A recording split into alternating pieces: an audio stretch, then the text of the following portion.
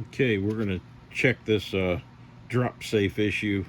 This is one of the brand new MC9LS. It does have the Canik aluminum flat face trigger installed. You can see the dingus is there. It's basically a fairly new pistol. It's got about 1,100 rounds through it. I've had 0 malfunctions out of this gun, but now I've seen the issues jump up about these not being drop safe.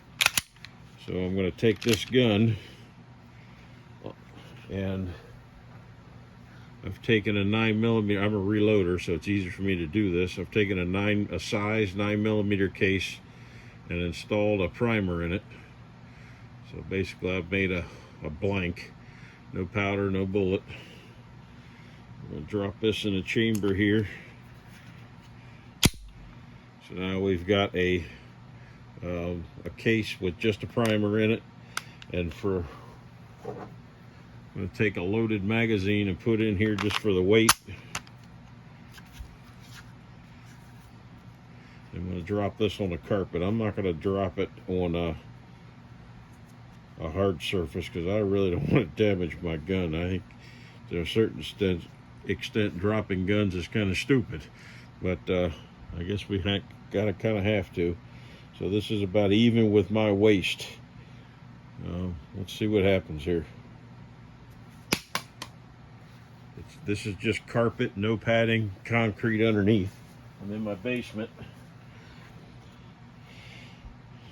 So that's a pretty legit drop there, I think.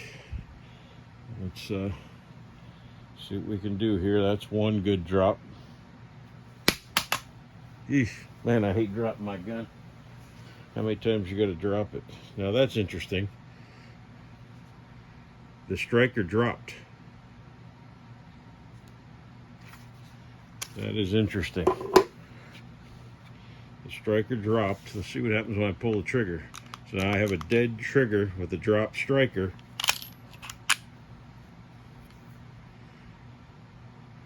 But it did not pop the primer. So that tells me that the sear or the striker may have dropped. But let's take a peek inside of here.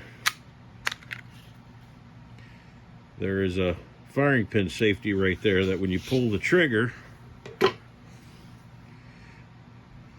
there's a piece right here that when you pull the trigger, this depresses the lock, and it will not allow the striker to travel forward until you've purposely pulled the trigger and released the lock. So what we've just demonstrated is, okay, if you drop it, the striker may drop, but the gun can't go bang because the lock. And we just demonstrated that the lock works. It dropped the striker, but it did not go off.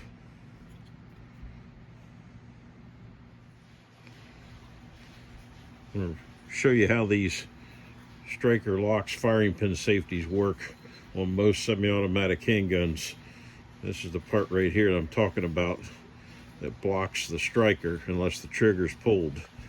You can see your striker free travels, but it's hitting that lock every time, which prevents it from protruding past the breech face and actually firing the primer. If I reach underneath and push that lock, and then you'll see you can see that the head of the striker will stick out past the breech face and actually make contact with the primer. But if I let go of that lock, I can't push it forward now. So that's the true drop safe on a semi-automatic. It's not whether or not that the striker drops, it's that lock that prevents the striker from getting to the firing pin.